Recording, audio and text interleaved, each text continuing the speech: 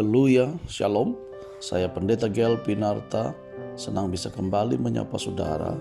How are you today? Tema kita hari ini adalah ketukan pintu. Pembacaan kita terambil dalam kitab Wahyu pasal yang ketiga ayat 14-22.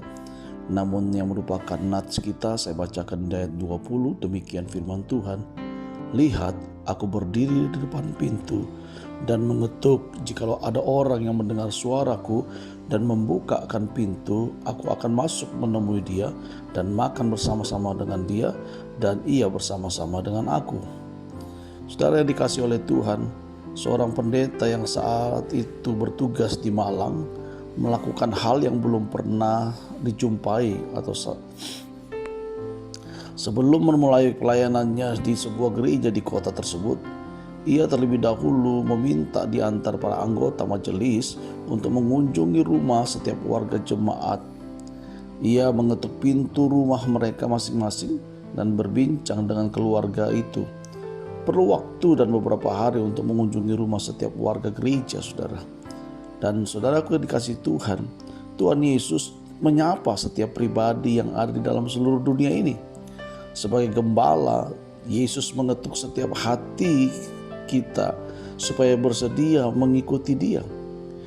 Dia akan membimbing siapa saja yang mau membukakan pintu untuknya menuju jalan yang benar. Yesus akan memimpin langkah setiap orang yang mengakuinya sebagai Tuhan dan Juru Selamat menuju kehidupan kekal. Tuhan Yesus pun mengetuk pintu hati kita, saudaraku. Karena itu ketika kita mau membukakannya, kita menerima Dia menjadi gembala atas hidup kita.